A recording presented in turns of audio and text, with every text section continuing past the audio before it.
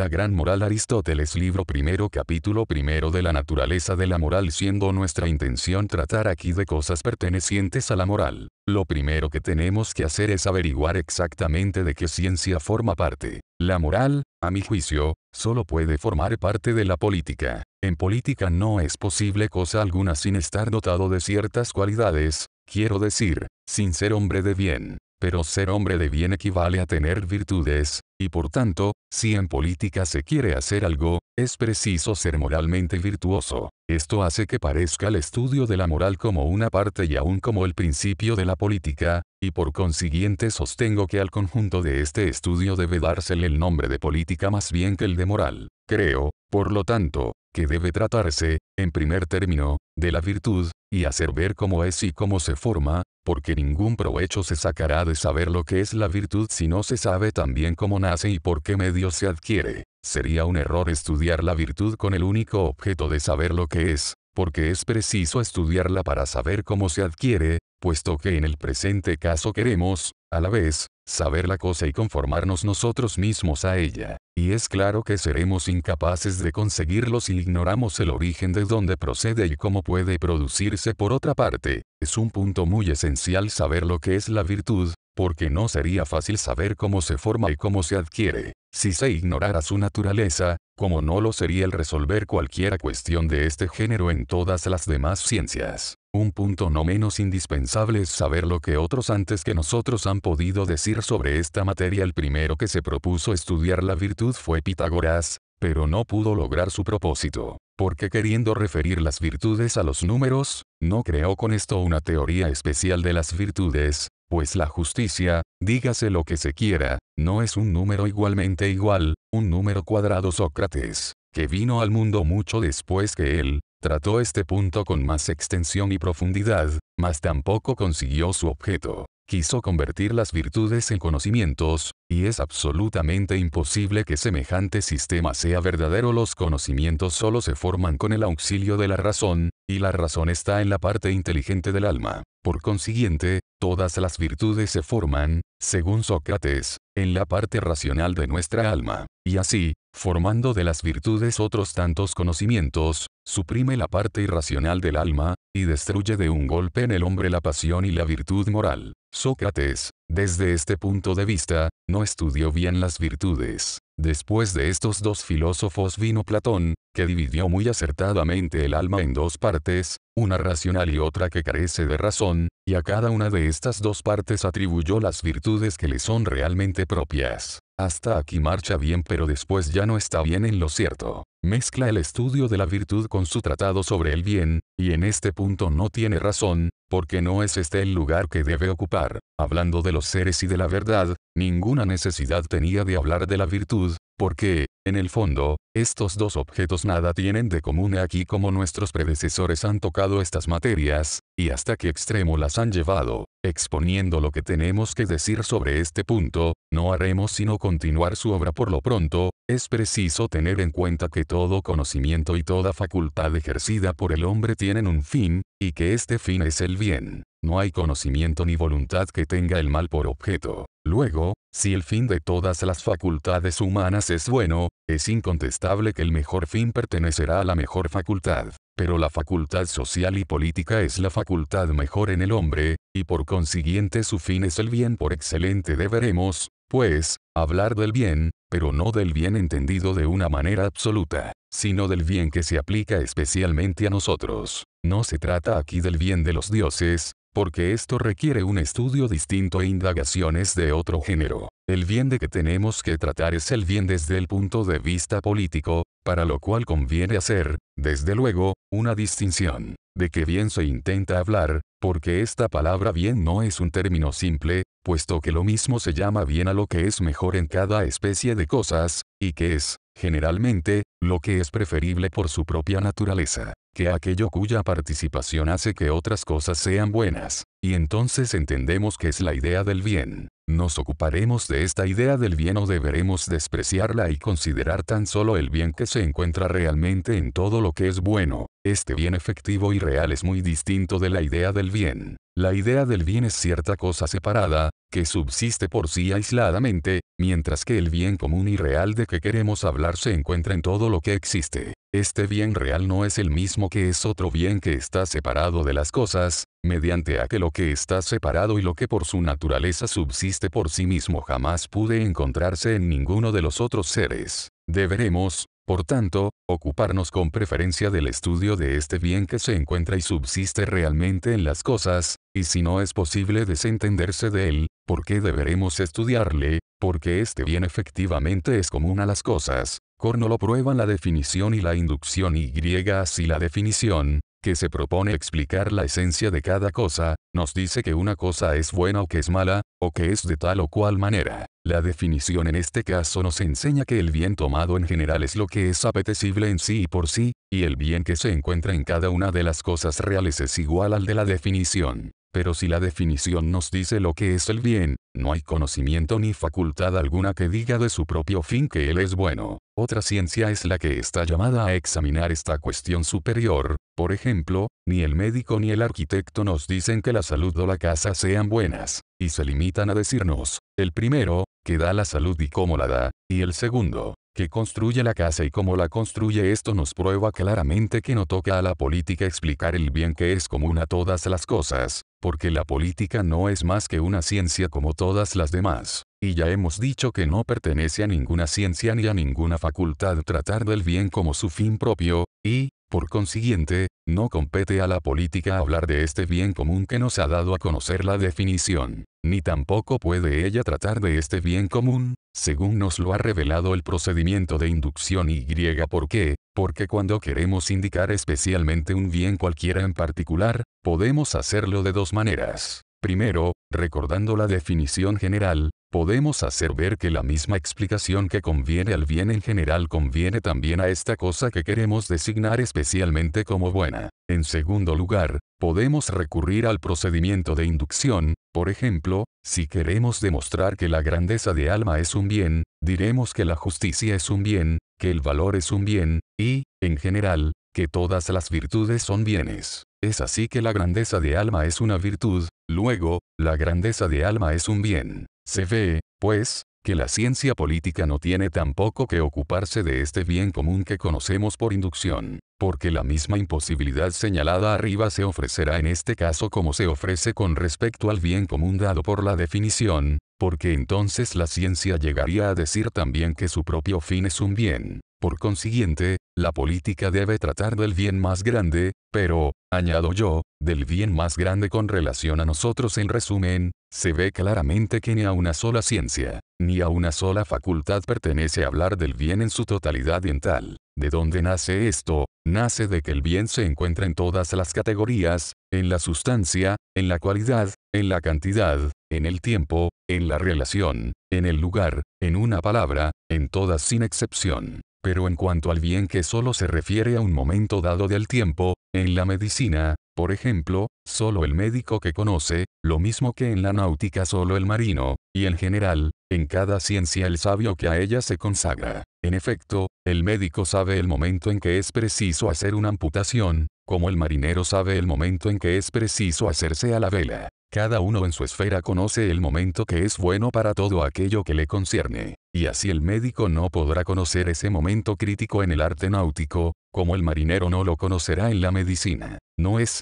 pues, así como debe hablarse del bien común en general, porque el bien relativo al tiempo es un bien común a todas las ciencias. Así también el bien que se refiere a la categoría de la relación y que está igualmente en las demás categorías, es común a todas, pero ni a una sola al tiempo que se encuentra en cada una de la categoría. En la misma forma que la política no debe ocuparse del bien en general, y lo que debe estudiar es el bien real y el mejor de los bienes. Pero el mejor con relación a nosotros. Añado que cuando se quiere hacer alguna demostración es preciso servirse de ejemplos que no sean perfectamente claros, y sí valerse de otros evidentes, para aclarar las cosas que lo han menester. Se necesitan ejemplos materiales y sensibles para las cosas del entendimiento, porque estos son mucho más tangibles, Y he aquí por qué cuando se intenta explicar el bien no debe traerse a cuento la idea del bien. Sin embargo, hay gentes que se imaginan que no se puede hablar debidamente del bien sin acudir forzosamente a su idea o la idea del bien es preciso, dicen, hablar de este bien, porque es el bien por excelencia. Y como en todas las cosas la esencia, tiene este carácter eminente, concluyen de aquí que la idea de bien es el supremo bien.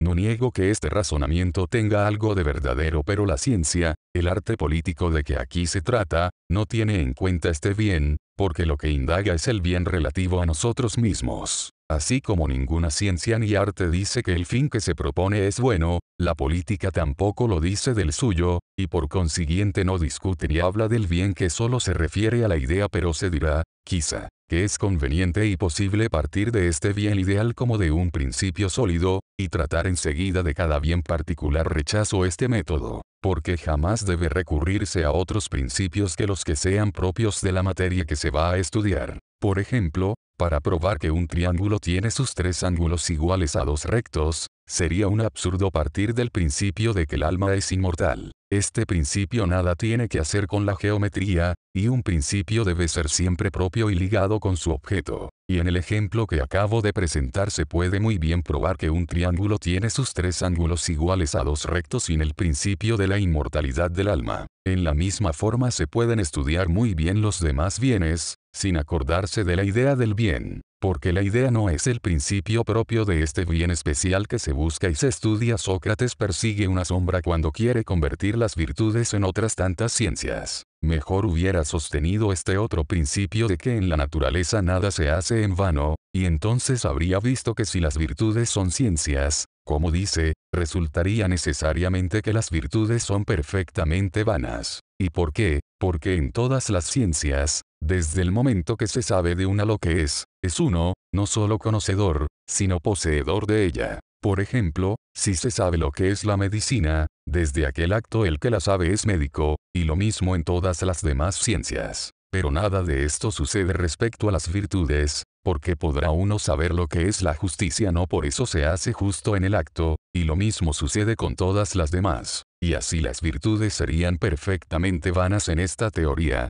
Preciso decir que no consisten únicamente en la ciencia. Capítulo segundo. División de los bienes. Sentados estos preliminares, procuraremos distinguir las diferentes acepciones de la palabra bien. Entre los bienes, unos son verdaderamente preciosos y dignos de estimación, otros solo son dignos de alabanza, y otros, en fin, no son otra cosa que las facultades que el hombre puede emplear en un sentido o en otro. Entiendo por preciosos y dignos de estimación los que tienen algo de divino y que son lo mejor respecto a todo lo demás, como el alma y el entendimiento. También tengo por tal lo que es primero y anterior, lo que tiene el concepto de principio y las demás cosas de este género, porque los bienes preciosos son aquellos que se suponen de un gran precio y dignos de un gran honor, de cuya condición participan los que acabamos de enunciar. Y así la virtud es cosa muy preciosa cuando, debido a ella, se hace uno hombre de bien, porque entonces el hombre que la posee ha llegado a la dignidad y a la consideración de la virtud. Hay otros bienes que solo son laudables,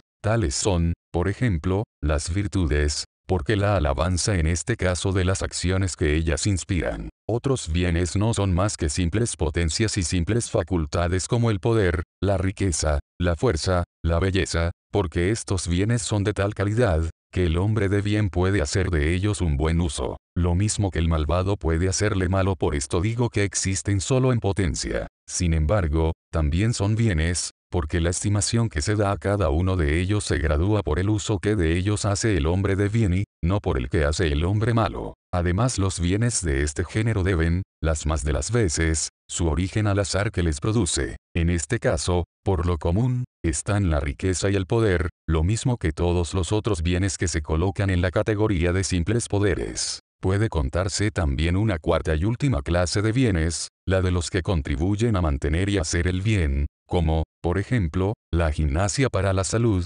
y otras cosas análogas. También se pueden dividir los bienes de otra manera. Pueden distinguirse los bienes que siempre y en todas partes son deseables y otros que no lo son. La justicia, y en general todas las virtudes, son siempre y en todas partes deseables. La fuerza, la riqueza, el poder y las demás cosas de este orden no son siempre ni a todo trance apetecibles. He aquí otra división. Entre los bienes pueden distinguirse los que son fines y los que no lo son. La salud es un fin, un término, pero lo que se hace para conservarla no es un fin. En todos los casos análogos el fin es siempre mejor que las cosas por medio de las cuales se busca aquel. Por ejemplo, la salud vale más que las cosas que deben procurarla. En una palabra, el objeto universal, en vista del cual se hace todo lo demás, siempre queda muy por encima de las otras cosas que se hacen para servirle. Entre los fines mismos, el fin que es completo siempre es mejor que el fin incompleto. Llamo completo a aquello que, una vez adquirido, no nos deja desear otra cosa, e incompleto cuando, después de obtenido también por nosotros, aún advertimos la necesidad de alguna otra cosa. Por ejemplo, poseyendo la justicia, aún advertimos la necesidad de algo más que ella, pero teniendo la felicidad nada echamos de menos. El bien supremo que buscamos es, pues, el que constituye un fin último y completo. Este fin último y completo es el bien, y hablando en términos generales, el fin es el bien. Una vez sentado esto, ¿qué deberemos hacer para estudiar y conocer el bien supremo? Será, quizá, suponiendo que haya de estar ligado a los otros bienes, esto sería absurdo, y he aquí por qué. El bien supremo, el mejor bien es un fin último y perfecto, y el fin perfecto del hombre no puede ser otro que la felicidad. Pero como, por otra parte, consideramos la felicidad compuesta de una multitud de bienes reunidos, si, estudiando el mejor bien, le comprendéis igualmente entre todos los demás bienes, entonces el mejor bien será mejor que él mismo, puesto que es el mejor respecto del todo. Por ejemplo, si estudiando las cosas que proporcionan la salud, y la salud misma, se fija uno en lo mejor de todo esto, y se halla que lo mejor es la salud. Resulta de aquí que la salud es la mejor de todas estas cosas y la mejor en comparación con ella misma, lo cual es un absurdo. No es, quizá, este el mejor método para estudiar la cuestión del bien supremo, del mejor bien, pero será preciso estudiarle aislándole, por decirlo así, de sí mismo, y no sería, también, un absurdo este segundo método. La felicidad se compone de ciertos bienes, y averiguar si el mejor bien está fuera de los bienes de que se compone es un absurdo, puesto que sin estos bienes la felicidad separadamente no es nada, porque la felicidad la constituyen estos bienes mismos. Pero no podrá encontrarse el verdadero método apreciando el mejor bien por comparación. Me explicaré, por ejemplo, comparando la felicidad compuesta de todos los bienes que sabemos con las otras cosas que no están comprendidas en ella, no podremos indagar cuál es el mejor bien, y por este medio descubrir la verdad, pero el mejor bien que buscamos en este momento no es simple, y es como si se pretendiese que la prudencia es el mejor de todos los bienes con los cuales se hubiera comparado, pero no es de esta manera, quizá, como debe estudiarse el mejor bien, puesto que buscamos el bien final y completo, y la prudencia por sí sola no es completa. No es este, por consiguiente, el mejor bien a que aspiramos, como no lo es ningún otro que se repute mejor en este mismo concepto. Capítulo 3. Otra división de los bienes. A esto añadiremos que los bienes pueden ser clasificados también de otra manera. Unos pertenecen al alma, como las virtudes, y otros al cuerpo, como la salud y la belleza, y otros nos son extraños y exteriores, como la riqueza, el poder, los honores y otras cosas análogas. De todos estos bienes, los más preciosos son, sin contradicción, los del alma. Los bienes del alma se dividen, a su vez, en tres clases: pensamiento, virtud y placer. La consecuencia y el resultado de todos estos diversos bienes es lo que todo el mundo llama, y es realmente el fin más completo de todos los bienes, es decir, la felicidad.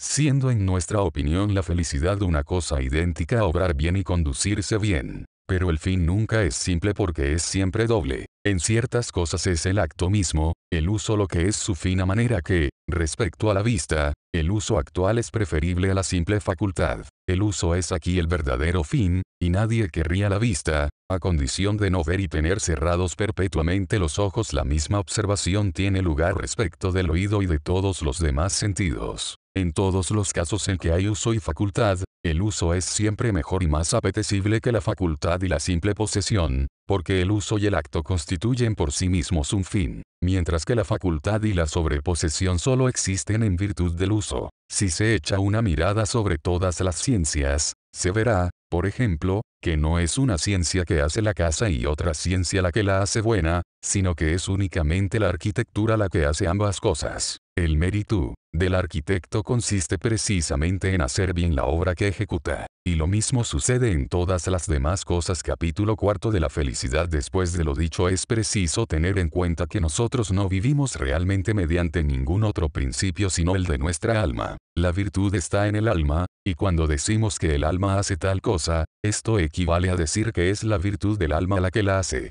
Pero la virtud en cada género hace que la cosa de la que ella es virtud sea buena cuando pueda serlo, y como vivimos mediante el alma, es claro que a causa de la virtud del alma vivimos bien. Pero vivir bien y obrar bien es lo que llamamos ser dichosos, y así ser dichoso o la felicidad solo consiste en vivir bien, y vivir bien es vivir practicando la virtud. En una palabra, la felicidad y el bien supremo constituyen el verdadero fin de la vida. Por consiguiente, la felicidad se encontrará en cierto uso de las cosas y en cierto acto, porque como ya hemos dicho, siempre que se encuentran a un mismo tiempo la facultad y el uso, el verdadero fin de las cosas está de parte del uso y el acto de las virtudes que posee, y, por consiguiente, el uso y el acto de estas virtudes son las que constituyen su verdadero fin. Luego la felicidad consiste en vivir según piden las virtudes. Por otra parte, como la felicidad es el bien por excelencia y constituye un fin en acto, se sigue de aquí que, viviendo según pide la virtud, somos dichosos y gozamos del bien supremo. Consecuencia de esto es que como la felicidad es el bien final y el fin de la vida, es bueno tener en cuenta que solo puede realizarse en un ser completo y perfectamente finito. Me explicaré, digo, por ejemplo, que la felicidad no puede encontrarse en el niño, ni éste puede ser dichoso, lo cual tiene lugar exclusivamente en el hombre formado, porque es un ser completo. Añado que tampoco se encontrará la felicidad en un tiempo incompleto e indeterminado, y sí en un tiempo completo y consumado, y por tiempo completo entiendo el que abraza la vida entera del hombre. A mi parecer tienen razón los que dicen que no puede formarse juicio sobre la felicidad del hombre, si no se recae sobre el tiempo más dilatado de su vida, y el vulgo, ateniéndose a esta máxima, cree que todo lo que es completo tiene que realizarse en un tiempo completamente acabado y en un hombre completo. He aquí otra prueba de que la felicidad es un acto. Si nos imaginamos un hombre durmiendo toda la vida, de ninguna manera supondríamos que era un ser dichoso durante este largo sueño. Sin embargo, este hombre vive en este estado, pero no vive como exigen las virtudes, y solo vive en realidad, como ya hemos dicho. El que vive en acto. Después de estas consideraciones vamos a tratar de una cuestión que no será ni completamente propia ni completamente extraña a nuestro asunto. Diremos, pues, que al parecer hay en el alma una parte por la que nos alimentamos y que llamamos parte nutritiva. La razón puede comprender esto sin dificultad. Como las cosas inanimadas, por ejemplo las piedras, son evidentemente incapaces de alimentarse, resulta de aquí que alimentarse es una función de los seres que están animados, que tienen un alma, y si esta función solo pertenece a los seres dotados de un alma, es claro que el alma es la causa de ella. Entre las partes de que se compone el alma hay unas que no pueden ser causa de la nutrición, por ejemplo, la parte que razona, la parte apasionada, la parte concupiscible, y separadas estas diversas partes solo queda en el alma esta otra, a la que no podemos dar mejor nombre que el de parte nutritiva. Pedro podría preguntarse, ¿es posible que esta parte del alma pueda participar también de la virtud? Si pudiese, es evidente que sería preciso que el alma obrase también mediante ella, puesto que la felicidad la constituye el acto de la virtud completa. Si hay o no hay virtud en esta parte del alma, es una cuestión de otro orden, pero si por casualidad la hay, para ella no existe acto, y he aquí por qué, los seres que pueden tener un acto que sea propio de ellos, y en esta parte del alma de que se trata no aparece movimiento espontáneo, puede decirse, con verdad, que se parece algo a la naturaleza del fuego. El fuego devora cuanto en él se arroja, pero si no le echáis material, ningún movimiento hace él para ir en su busca. Así sucede con esta parte del alma, si se le suministra alimento, nutre al cuerpo, y si no se le suministra, no tiene el poder propio y espontáneo de nutrirle. Donde no hay espontaneidad, no hay acto, y, por consiguiente, esta parte del alma no contribuye nada a la felicidad. Después de lo que precede, debemos explicar la naturaleza propia de la virtud, puesto que el acto de la virtud es el que constituye la felicidad. Por lo pronto, puede decirse de una manera general que la virtud es la facultad y la disposición mejor del alma. Pero quizás una definición tan concisa no baste, y habrá necesidad de desenvolverla para hacerla más clara. Capítulo quinto. División del alma en dos partes, y virtudes propias de cada una. En primer lugar es preciso hablar del alma, en la que reside la virtud. Pero aquí no tenemos que tratar de la esencia del alma, porque esta cuestión corresponde a otro lugar, y así nos limitaremos a bosquejar sus rasgos principales. El alma, como acabamos de decir, se divide en dos partes, una racional y otra irracional. En la parte que está dotada de razón se distinguen la prudencia, la sagacidad, la sabiduría, la instrucción, la memoria y otras facultades de este género. En la parte irracional es donde se encuentra lo que llamamos virtudes, la templanza, la justicia, el valor y todas las demás virtudes morales que son dignas de estimación y de alabanza. Cuando las poseemos, a ellas debemos el que se diga que merecemos la estimación y los elogios. Mas con respecto a las virtudes de la parte racional del alma, jamás se recibe por ellas alabanza, y así sucede que nunca se alaba a uno directamente por ser sabio, por ser prudente, ni en general por ninguna de las virtudes de esta clase. Quiero decir que únicamente se alaba la parte irracional del alma, en tanto que puede servir y sirve a la parte racional, obedeciéndola, pero la virtud moral se destruye y se pierde a la vez por sobra y por falta. Que esta sobra y esta falta destruyen las cosas es muy fácil de ver en todas las afecciones morales. Mas como para las cosas oscuras es preciso valerse de ejemplos perfectamente claros, cito los ejercicios gimnásticos para que pueda fácilmente cualquiera convencerse de esta verdad. La fuerza se destruye lo mismo cuando se practican ejercicios exagerados que cuando no se ejecutan los convenientes. En la comida y en la bebida sucede lo mismo. Tomadas en gran cantidad se pierde la salud, y si se toman en muy poca, también perece, y solo manteniéndose en una justa medida, en un término medio, no se conserva la fuerza y la salud. La misma observación puede hacerse con respecto a la templanza, al valor en general, a todas las virtudes. Por ejemplo, si se supone un hombre tan poco accesible al temor, que no teme ni aun a los dioses, esto no será valor, será locura. Si, por el contrario, suponéis que a todo teme, será un cobarde. El corazón verdaderamente valiente no será ni el del que teme a todo, ni el del que no teme a nada absolutamente. Las mismas causas, son, por tanto, las que aumentan o destruyen la virtud, y así los temores, cuando son demasiado fuertes y en todo influyen indistintamente, destruyen el valor, así como le destruyen las obcecaciones, que hacen que no se tema a nada. El valor se refiere a los temores, y los temores moderados aumentan el valor verdadero, donde se ve que unas mismas causas aumentan y destruyen el valor, porque siempre son los temores los que producen en nosotros estos diversos sentimientos. La misma observación puede hacerse con respecto a las demás virtudes. Capítulo sexto. De la influencia del placer y del dolor sobre la virtud. El exceso y el defecto no son, por otra parte, los únicos límites que se pueden poner a la virtud, porque también se la puede limitar y determinar por el dolor y el placer. Muchas veces el placer es el que nos arrastra al mal, como el dolor nos impide otras hacer el bien. En una palabra, en ningún caso se encuentran la virtud o el vicio sin que, al mismo tiempo, aparezcan la pena o el placer. Y así, la virtud se refiere a los placeres y a los dolores, y he aquí de donde toma la virtud moral el nombre con que se la designa, si es posible en la letra misma de una palabra descubrir la verdad y encontrar en ella la realidad, medio que quizás es tan aceptable como cualquier otro. Lo moral, cuo en la lengua griega se llama ethos con el arga, tiene también la denominación del hábito, que también se dice ethos con e breve, y la moral, etike, se llama así en griego, porque resulta de los hábitos y de las costumbres, etid, sestai. Esto debe probarnos claramente que ninguna de las virtudes de la parte irracional del alma nos es innata por la sola acción de la naturaleza.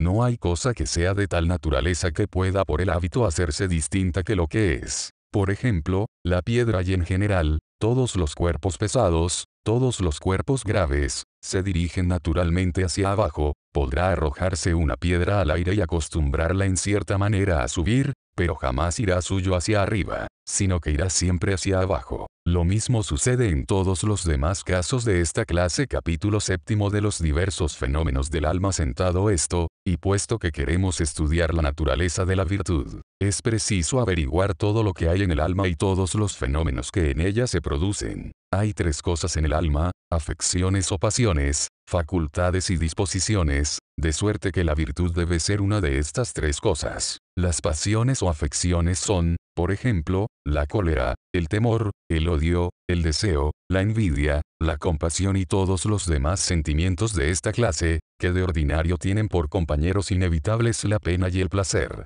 Las facultades son potencias íntimas que nos hacen capaces de estas diversas pasiones, por ejemplo, potencias que nos hacen capaces de que montemos en cólera, de que nos aflijamos, de que nos compadezcamos y sintamos otras afecciones particulares que hacen que estemos bien o mal dispuestos con relación a todos estos sentimientos. Y así, con respecto a la facultad de encolerizarse, si uno se arrebata con excesiva facilidad, estará dotado de una mala disposición en punto a cólera, y si nada nos conmueve, ni aun las cosas que pueden provocar una justa cólera, es esta también una mala disposición respecto a esta pasión. La disposición media entre estos dos extremos consiste en no dejarse arrastrar violentamente ni ser demasiado insensible, y cuando nos hallamos dispuestos de esta manera, ocupamos un punto conveniente. La misma observación puede hacerse para todos los casos análogos. La moderación, que solo se encoleriza con motivo, y la dulzura ocupan el término medio entre la irritabilidad,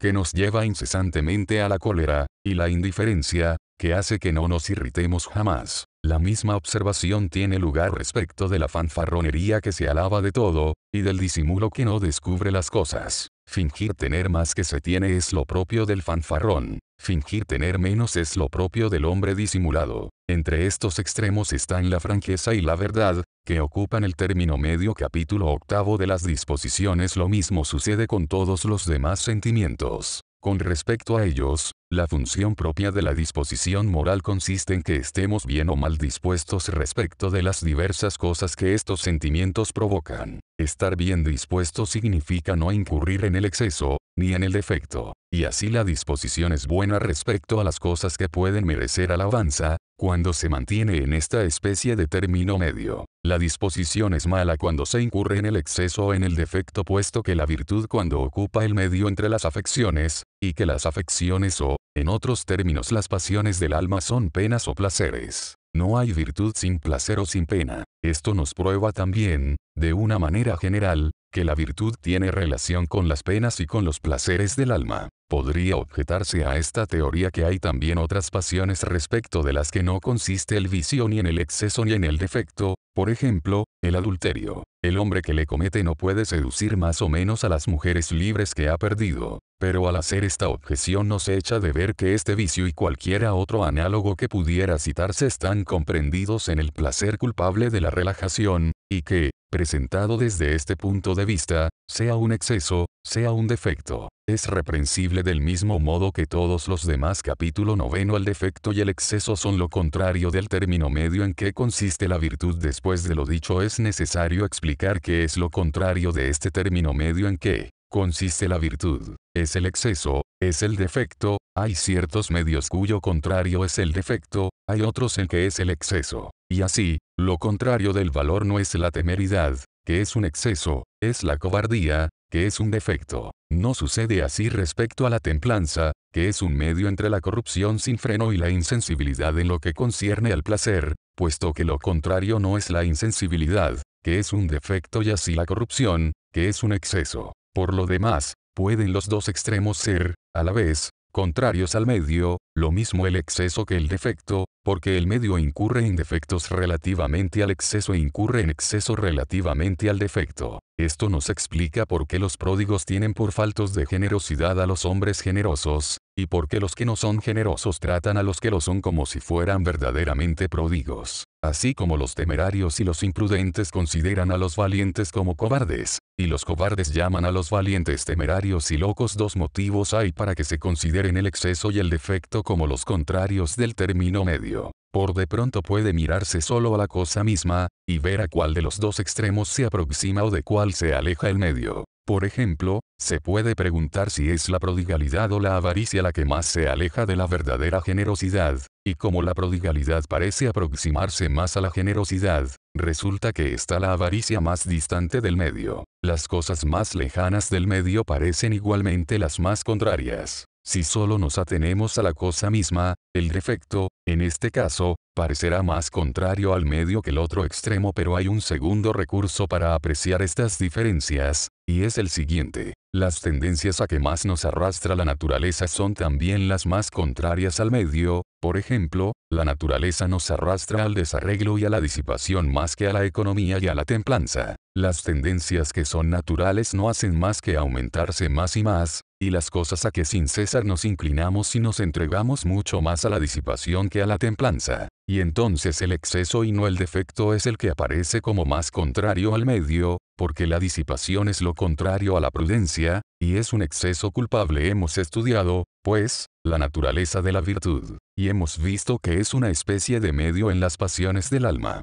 Y así, el hombre que quiera adquirir mediante su moralidad una verdadera consideración, debe buscar con cuidado el medio en cada una de las pasiones. De aquí porque es una obra grande en el hombre el ser virtuoso y bueno, porque en todas las situaciones es difícil encontrar este medio. Por ejemplo, si es fácil, a cualquiera trazar un círculo, es muy difícil encontrar el verdadero centro de este círculo, una vez trazado. Esta comparación se aplica igualmente a los sentimientos morales. Tan fácil es encolerizarse constantemente como permanecer en estado contrario a este, pero mantenerse en un medio conveniente es cosa muy difícil. Por punto general se ve en todas las pasiones indistintamente que les es fácil girar en torno del medio, pero que es difícil encontrar el que verdaderamente merece alabanza. Y por esta razón es tan rara la virtud. Capítulo 10. La virtud y el vicio dependen del hombre y son voluntarios. Puesto que hablamos de la virtud, será conveniente examinar, visto lo que precede, si puede o no puede adquirirse, o si, como pretendía Sócrates, no depende de nosotros el ser buenos o malos. Preguntad, decía él a un hombre, sea el que sea, si quiere ser bueno o malo, y veréis con seguridad que no hay ninguno que prefiera nunca ser vicioso. Haced la misma prueba con el valor,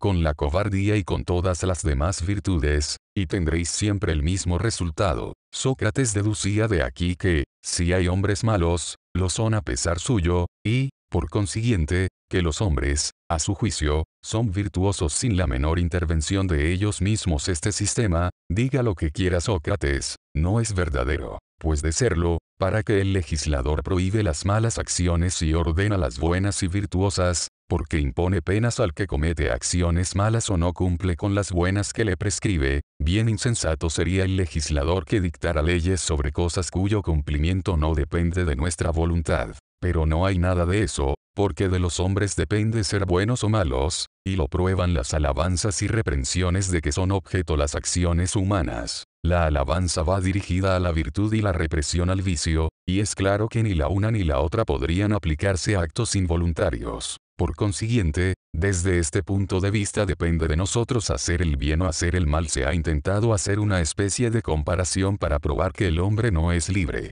¿Por qué? Se dice, cuando estamos enfermos o somos feos no se nos reprende. Este es un error. Reprendemos vivamente a los que creemos que son causa de su enfermedad o de su fealdad, porque creemos que en esto mismo hay algo de voluntario. Pero la voluntad y la libertad se aplican principalmente al vicio y a la virtud. He aquí una prueba más concluyente aún. En la naturaleza toda cosa es capaz de engendrar una sustancia igual a ella misma, por ejemplo, los animales y los vegetales que vemos reproducirse. Las cosas se reproducen en virtud de ciertos principios, como la planta se produce mediante la semilla, que en cierta manera es su principio. Pero lo que nace de los principios, y según ello, es absolutamente semejante a los mismos. Esto puede verse con más claridad en la geometría. Sentados en esta ciencia ciertos principios, las consecuencias que proceden de ellos son absolutamente como los principios mismos. Por ejemplo, si los tres ángulos de un triángulo son iguales a 2 rectos, y los de un cuadrado iguales a 4 rectos, desde el momento que las propiedades del triángulo varíen, variarán también las del cuadrilátero, porque aquellas proposiciones son recíprocas, y si el cuadrado no tuviese sus ángulos iguales a 4 ángulos rectos, tampoco el triángulo tendría los suyos iguales a dos rectos. Esto tiene lugar igualmente y con una perfecta semejanza respecto del hombre. El hombre también puede engendrar substancias,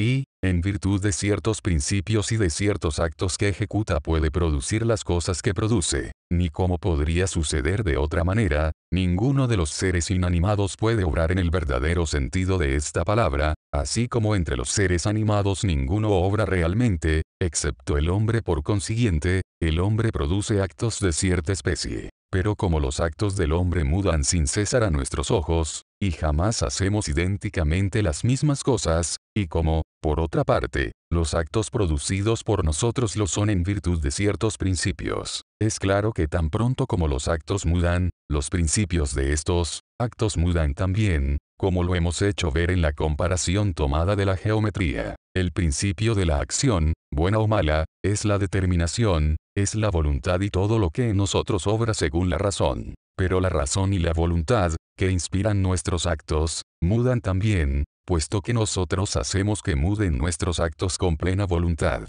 Por consiguiente, el principio y la determinación mudan como mudan aquellos, es decir, que este cambio es perfectamente voluntario. Por tanto, y como conclusión final, solo de nosotros depende el ser buenos o malos. Pero, se dirá quizá, puesto que de mí solo depende ser bueno, seré, si quiero, el mejor de los hombres. No, eso no es posible como se imagina. ¿Por qué? Porque semejante perfección no tiene lugar ni aun para el cuerpo. Podrá cuidarse o acicalarse el cuerpo cuanto se quiera, pero no por esto se conseguirá que sea el cuerpo más hermoso del mundo. Porque no basta el cuidado más esmerado, puesto que se necesita, además, que la naturaleza nos haya dotado de un cuerpo perfectamente bello y perfectamente sano. Con el esmero, el cuerpo aparecerá mejor, pero no por eso será el mejor organizado entre todos los demás. Lo mismo sucede respecto al alma. Para ser el más virtuoso de los hombres no basta quererlo si la naturaleza no nos auxilia, pero se será mucho mejor si hay esta noble resolución. Capítulo 11. Teoría de la libertad en el hombre. Después de haber demostrado que la virtud depende de nosotros, es preciso tratar del libre albedrío y explicar lo que es el acto libre y voluntario, porque tratándose de la virtud el libre albedrío es el punto verdaderamente esencial. La palabra voluntario designa, absolutamente hablando, todo lo que hacemos sin vernos precisados por una necesidad cualquiera. Pero esta definición exige, quizá, que se la aclare por medio de algunas explicaciones. El móvil que nos hace obrar es, en general, el apetito. Pueden distinguirse tres especies de apetitos: el deseo, la cólera y la voluntad. Indaguemos, en primer lugar, si la acción a que nos obliga el deseo es voluntaria o involuntaria. No es posible que sea involuntaria. ¿Por qué? ¿Y de dónde nace esto? Todo lo que hacemos que no proceda de nuestra libre voluntad solo lo hacemos por una necesidad que nos domina, y en todo lo que se hace por necesidad advertimos un cierto dolor como su resultado el placer. Por lo contrario, es una consecuencia de lo que hacemos movidos por el deseo. Así, pues, las cosas que se hacen por el deseo no pueden ser involuntarias, por lo menos en este sentido, y antes bien son ciertamente voluntarias. Es cierto que a esta teoría podría oponerse la que se ha ideado para explicar la intemperancia, comillas. Nadie, se dice, hace el mal por mero gusto, sabiendo que es el mal, y, por tanto, el intemperante incapaz de dominarse, sabiendo que lo que hace es malo, no por eso se abstiene de hacerlo, y es porque sigue el impulso de su deseo. No obra con una voluntad libre y se ve arrastrado por una necesidad fatal. Refutaremos esta objeción con el mismo razonamiento sentado más arriba. No, el acto que provoca el deseo no es un acto necesario, porque el placer es el resultado del deseo, y lo que se hace por placer jamás nace de una necesidad inevitable. También se puede probar de otra manera que el hombre estragado obra con plena voluntad, porque, al parecer, no puede negarse que los hombres injustos son injustos voluntariamente. Es así que los hombres estragados son injustos y cometen una injusticia. Luego, el hombre corrompido, que no es dueño de sí mismo, comete voluntariamente los actos de intemperancia que ejecuta. Capítulo 12. Continuación de la refutación precedente. Hay otra objeción que se opone a nuestra teoría, y con la que se intenta demostrar que la intemperancia no es voluntaria. El hombre templado, se dice, ejecuta los actos de templanza por un acto propio de su voluntad, porque se le estima por su virtud, y la estimación solo recae sobre actos voluntarios, pero si lo que se hace según el deseo natural es voluntario, todo lo que se hace contra este deseo es involuntario. Es así que el hombre templado obra contra el deseo. Luego se sigue de aquí que el templado no es voluntariamente templado. Pero evidentemente este es un error, pues que resulta que lo que se hace según el deseo tampoco es voluntario. Un sistema del todo semejante se aplica a los actos que se refieren a la cólera, porque los mismos razonamientos que valen respecto del deseo valen igualmente respecto a la cólera, y presentan la misma dificultad.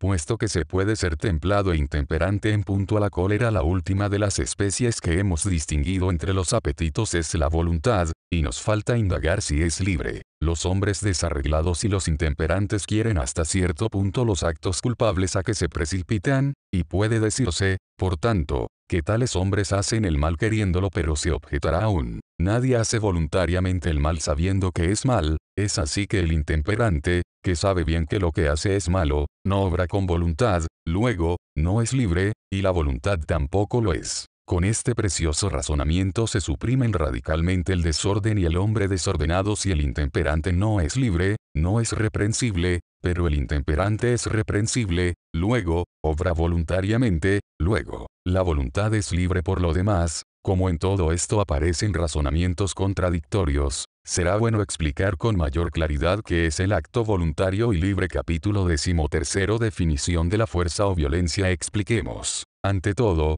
lo que se entiende por fuerza o violencia y por necesidad. La violencia se encuentra también en los seres inanimados. Así se ve que a cada una de las cosas inanimadas se ha señalado un sitio especial. Por ejemplo, el lugar del fuego es lo alto, y el de la tierra lo bajo. Pero, empleando una especie de violencia, puede hacerse que la piedra suba y que el fuego baje. Con más razón es posible violentar al ser animado. Por ejemplo, se puede obligar a un caballo a que se separe de la línea recta por donde corre, haciéndole que cambie la dirección y vuelva por donde vino. Y así, siempre que fuera de los seres existe una causa que los obliga a ejecutar lo que contraría su naturaleza o su voluntad, se dice que estos seres hacen por fuerza lo que hacen. De otra manera, el hombre desarreglado que no se domina reclamará y sostendrá que no es responsable de su vicio, porque pretenderá que si comete la falta es porque se ve forzado a ello por la pasión y el deseo. Esta será, pues para nosotros la definición de la violencia y de la coacción. Hay violencia siempre que la causa que obliga a los seres a hacer lo que hacen es exterior a ellos. Y no hay violencia desde el momento que la causa es interior y que está en los seres mismos que obran. Capítulo 14. Definición de las ideas de necesidad y de lo necesario. El punto de las ideas de necesidad y de lo necesario es preciso decir que no se las puede aplicar indistintamente y a todas las cosas. Por ejemplo, jamás se aplica a lo que hacemos por placer, porque sería un absurdo decir que uno se había visto forzado por el placer a seducir a la mujer de su amigo. Y así, la idea de la necesidad no es aplicable indistintamente a todas las cosas, solo lo es a aquellas que no son exteriores. Por ejemplo, si alguno se ha visto en la necesidad de sufrir cierto mal para evitar otro mayor que amenazaba su fortuna, en este concepto yo mismo puedo decir, me veo forzado, por precisión, a ir apresuradamente a mi casa de campo, que si tardara solo encontraría arruinada mi cosecha. He aquí los casos en que puede decirse que hay necesidad. Capítulo 15. Del acto voluntario. No pudiendo consistir el acto voluntario en un impulso ciego, es preciso que proceda siempre del pensamiento, porque si el acto involuntario es el que se verifica por necesidad y por fuerza, es justo que añadamos, como tercera condición, que tiene también lugar cuando no han mediado la reflexión y el pensamiento. Los hechos demuestran esta verdad cuando un hombre hiere, y, si se quiere, mata a otro, o comete un acto semejante sin ninguna premeditación, se dice que lo ha hecho contra su voluntad, y esto prueba que se coloca siempre la voluntad en un pensamiento previo. Así es como se cuenta de una mujer que, habiendo dado a beber a su amante un filtro y habiéndose muerto este de sus resultas, fue ella absuelta por el areópago ante el cual se la obligó a comparecer, y si el tribunal la absolvió fue por el motivo sencillo de que no había obrado con premeditación. Esta mujer dio el brebaje por cariño, solo que se equivocó completamente. El acto no pareció voluntario, porque no dio el filtro con intención de matar a su amante. Aquí se ve que lo voluntario se da en lo que se hace con intención. Capítulo 16 de la preferencia reflexiva. Nos resta aún por examinar si la preferencia reflexiva, que determina nuestra elección, debe o no pasar por un apetito. El apetito se encuentra en los demás animales como en el hombre, pero la preferencia que escoge no aparece en ellos. La causa de esto es que la preferencia va siempre acompañada de la razón, y de la razón no participa ningún otro animal. De aquí podría concluirse que la preferencia no es un apetito, pero, cuando menos, la preferencia no es la voluntad, o tampoco lo es. La voluntad puede aplicarse hasta a las cosas imposibles. Por ejemplo, podemos querer ser inmortales, pero nosotros no preferimos esto por efecto de una elección reflexiva. Además, la preferencia no se aplica al objeto mismo que se busca, sino a los medios que conducen a él. Por ejemplo, no puede decirse que se prefiere la salud, sino que se prefieren, entre las cosas, las que la procuran, como el paseo, el ejercicio, etc., y lo que queremos es el fin mismo, puesto que queremos la salud. Esta distinción nos indica, evidentemente, la profunda diferencia que hay entre la voluntad y la preferencia reflexiva que decide de nuestra elección. La preferencia, como su nombre lo expresa claramente, significa que preferimos tal cosa a tal otra, por ejemplo, lo mejor, a lo menos bueno. Cuando comparamos lo menos bueno con lo mejor y tenemos libertad de elección, entonces puede decirse propiamente que hay preferencia. La preferencia no se confunde ni con el apetito ni con la voluntad. Pero el pensamiento es, en el fondo, la preferencia, ser o bien la preferencia no es tampoco el pensamiento. Pensamos e imaginamos una multitud de cosas en nuestro pensamiento, pero lo que pensamos, puede ser también objeto de nuestra preferencia y de nuestra elección, o no puede ser. Por ejemplo, pensamos muchas veces en los sucesos que pasan entre los indios, y podemos aplicar nuestra preferencia a esto como aplicamos nuestro pensamiento. Por esto se ve que la preferencia no se confunde absolutamente con el pensamiento, puesto que la preferencia no se refiere aisladamente a ninguna de las facultades del espíritu que acabamos de enumerar y que son todos los fenómenos del alma. Es necesario que la preferencia sea la combinación de algunas de estas facultades tomadas dos a dos. Pero como la preferencia o la elección se aplica, como acabo de decir, no al fin mismo que se busca, sino a los medios que a él conducen, como, por otra parte, solo se aplica a cosas que sean posibles, y en los casos en que ocurre la cuestión de saber si tal o cual cosa debe ser escogida, es claro que es preciso pensar previamente sobre estas cosas y deliberar sobre ellas, y solamente después que nos ha parecido preferible uno de los dos partidos, y después de bien reflexionado, es cuando se produce en nosotros cierto impulso que nos lleva a ejecutar la cosa. Entonces, obrando de esta manera, podemos decir que obramos por preferencia. Luego, si la preferencia es una especie de apetito y de deseo precedido y acompañado de un pensamiento reflexivo, el acto voluntario no es un acto de preferencia. En efecto, hay una multitud de actos que hacemos con plena voluntad antes de haber pensado y reflexionado en ellos. Nos sentamos, nos levantamos y realizamos otras 1000 acciones voluntarias sin pensar ni remotamente en ellas, al paso que, visto lo que se acaba de decir, todo acto que se hace por preferencia siempre va acompañado de pensamiento. En este concepto, el acto voluntario no es un acto de preferencia, pero el acto de preferencia siempre es voluntario, y si preferimos hacer tal o cual cosa después de una madura deliberación, la hacemos con plena y entera voluntad. Legisladores ha habido, aunque en corto número, que han hecho la distinción entre el acto voluntario y el acto premeditado, formando con ellos distintas clases, e imponiendo penas menores por los actos de voluntad que por los de premeditación. La preferencia solo cabe en las cosas que el hombre puede hacer, y en los casos en que depende de nosotros obrar o no obrar, obrar de tal manera o de tal otra. En una palabra, en todas las cosas en que puede saberse el porqué de lo que se hace, pero el porqué o la causa no son absolutamente simples. En geometría, cuando se dice que el cuadrilátero tiene sus 4 ángulos iguales a 4 ángulos rectos, y se pregunta el por qué, se responde, porque el triángulo tiene sus 3 ángulos iguales a 2 rectos. En las cosas de este género, remontándose a un principio determinado, al instante se sabe el porqué. Pero en los casos en que es preciso obrar y en que son posibles la elección y la preferencia, no sucede lo mismo, porque ninguna preferencia es fija, si está determinada. Mas si se pregunta, ¿por qué habéis hecho eso? No se puede menos de responder, porque no podía hacerlo de otra manera, o bien,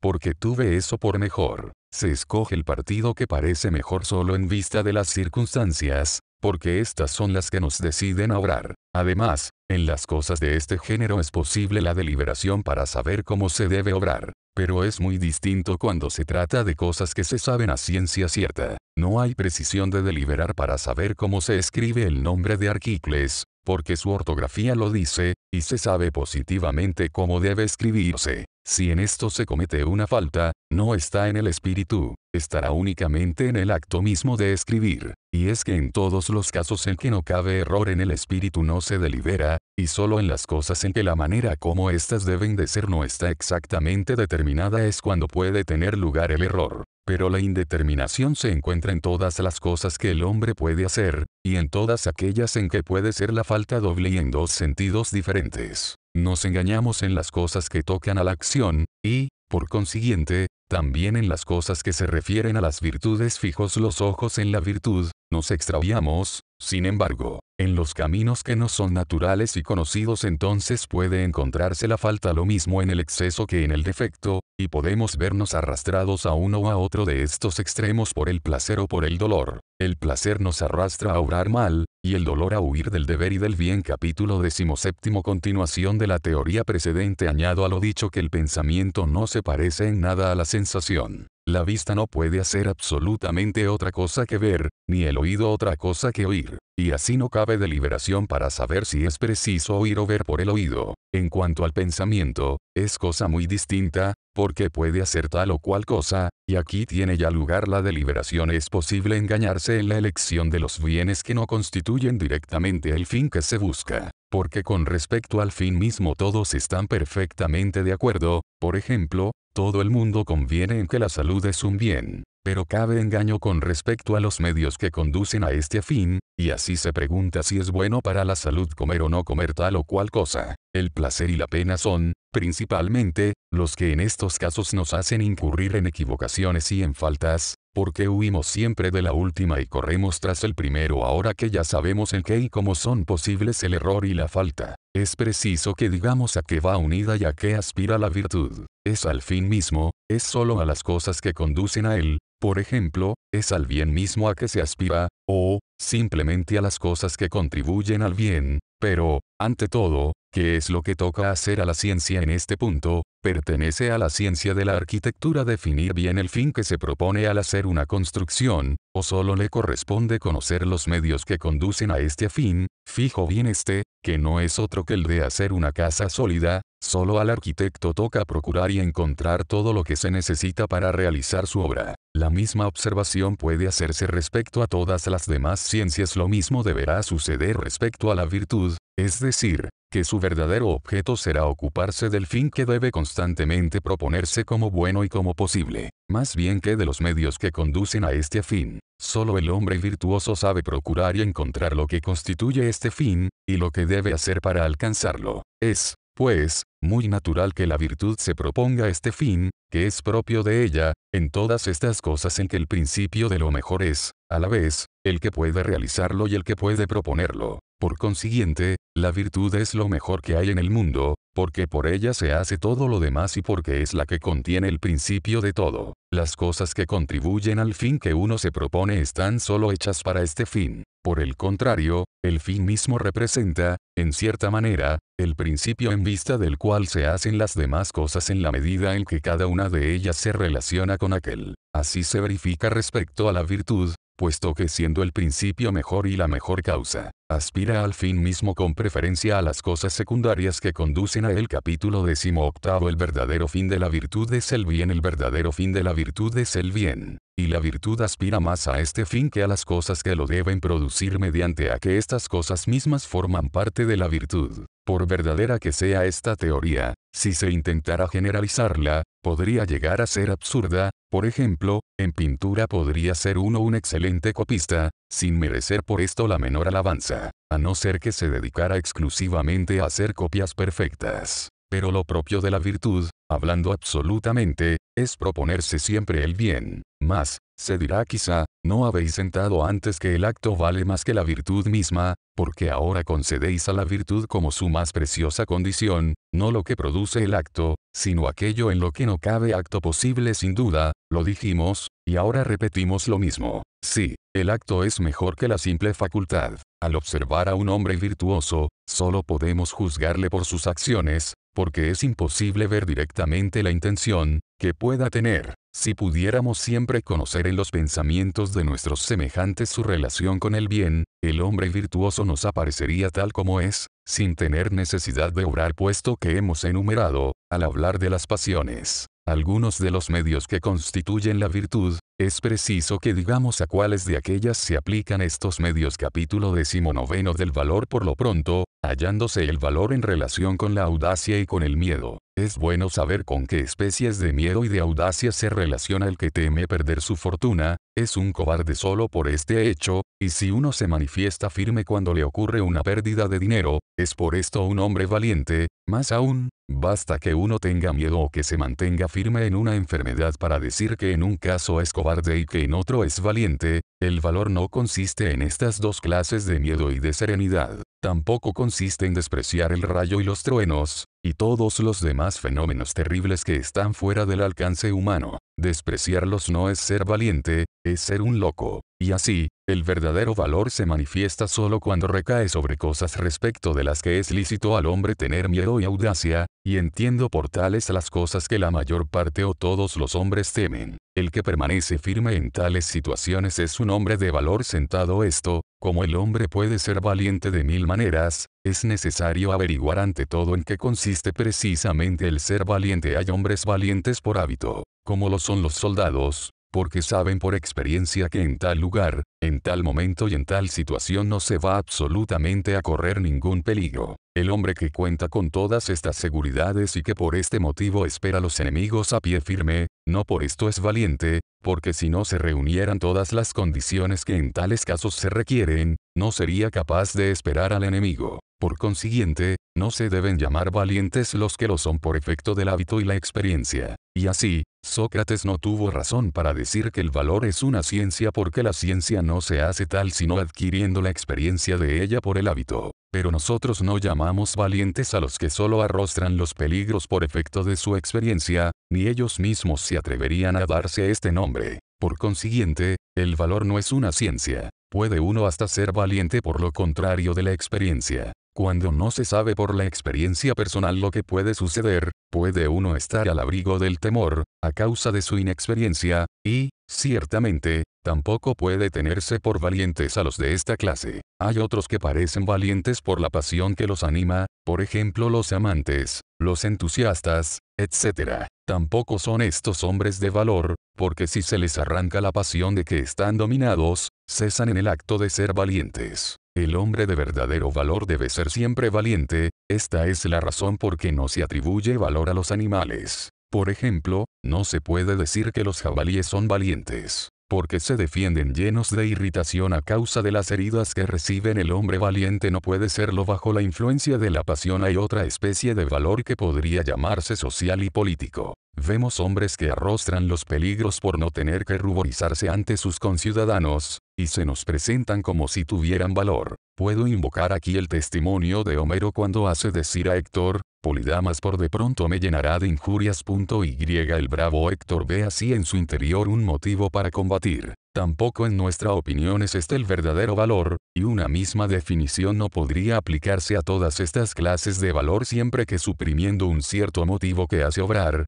el valor cesa. No puede decirse que el que obra por este motivo sea, en realidad, valiente. En fin, otros parece que tienen valor por la esperanza de algún bien que esperan. Estos tampoco son valientes, puesto que sería un absurdo llamar valientes a los que solo lo son de cierta manera y en circunstancias dadas. Por consiguiente, en nada de lo que va dicho se encuentra el valor. ¿Quién es, en general, el hombre verdaderamente valeroso? ¿Cuál es el carácter que debe tener? Para decirlo en una palabra, el hombre valiente es el que no lo es por ninguno de los motivos que quedan expresados, sino porque es de suyo siempre valiente, ya le observé alguno, ya nadie le vea. Esto no quiere decir que el valor aparezca absolutamente sin pasión y sin motivo, sino que es preciso que el impulso nazca de la razón, y que el móvil sea el bien y el deber. El hombre que, guiado por la razón y por el deber, marcha al peligro sin temerle, este hombre es valiente, y el valor exige precisamente estas condiciones. Pero no debe entenderse que el hombre valiente carezca de miedo en el sentido de no experimentar accidentalmente la menor emoción de temor. No es ser valiente el no temer absolutamente nada, porque si tal cosa pudiera admitirse, vendríamos a parar en que las piedras y las cosas inanimadas son valientes. Para tener verdaderamente valor, es preciso saber temer el peligro y saber arrostrarle, porque si se arrostra sin temerlo, ya no se es valiente. Además, como ya dijimos arriba, al dividir las especies de valor, este no se aplica a todos los temores ni a todos los peligros, solo se aplica directamente a los que pueden amenazar la vida. Tampoco el verdadero valor tiene lugar en un tiempo cualquiera, ni en cualquier caso, sino en aquellos lances en que los temores y los peligros son inminentes. Será uno valiente, por ejemplo, por temer un peligro que no pueda verificarse hasta año después. Muchas veces se cuenta uno seguro porque ve el peligro lejano, y se muere de miedo cuando está cerca. Tal es la idea que nos formamos del valor y del hombre verdaderamente valiente. Capítulo 20 de la templanza. La templanza ocupa el medio entre el desarreglo y la insensibilidad en punto a placeres. La templanza, como en general todas las virtudes, es una excelente disposición moral, y una excelente disposición solo puede aspirar a lo excelente. Lo excelente en este género es el medio entre el exceso y el defecto. Los dos extremos contrarios nos hacen igualmente reprensibles, y lo mismo pecamos cayendo en el uno que en el otro. Puesto que lo mejor es el medio, la templanza ocupará el medio entre el desarreglo y la insensibilidad, y será el término medio entre estos extremos. Pero si la templanza se refiere a los placeres y a las penas, no se aplica ni a todas las penas ni a todos los placeres, porque no aparece indistintamente en todos los casos en que las unas o los otros se producen. Y así, por tener el placer de ver un cuadro, una estatua, o cualquier otro objeto análogo, no merecerá el que lo haga el título de intemperante y desarreglado. Lo mismo sucede con respecto a los placeres del oído o del olfato. Pero puede tener lugar con respecto a los placeres del tacto o del gusto. No será templado con respecto a los placeres un hombre, ni aun respecto de estos placeres particulares, porque no experimente emoción bajo la influencia de ninguno de ellos, porque entonces sería un hombre insensible. Pero será templado si, sintiéndola, no se deja dominar por ellos hasta el punto de despreciar todos sus deberes por el ansia de gozarlos con exceso. Y la verdadera templanza consistirá en permanecer prudente y moderado únicamente por el motivo de que se debe ser, porque si se abstiene de todo exceso en estos placeres, por temor o por otro sentimiento análogo, esto ya no se llama templanza. Fuera del hombre, jamás diremos de los animales que son templados, porque no poseen la razón, que podría servirles para distinguir y escoger lo que es bueno, y toda virtud se aplica al bien y solo con el bien tiene relación. En resumen, puede decirse que la templanza se refiere a los placeres y a las penas, pero solo a los que nos pueden dar los sentidos del tacto y del gusto. Capítulo 21 de la dulzura. Enseguida de lo dicho podemos hablar de la dulzura, y mostrar lo que es y en qué consiste. Digamos, ante todo, que la dulzura es un medio entre el arrebato, que conduce siempre a la cólera, y la impasibilidad que no puede nunca llegar a sentirla. Ya hemos visto que todas las virtudes, en general, son medios. Esta teoría fácilmente podría probarse si hubiera necesidad de hacerlo, y bastaría, al efecto, fijarse en que en todas las cosas lo mejor ocupa el medio, que la virtud es la mejor disposición, y,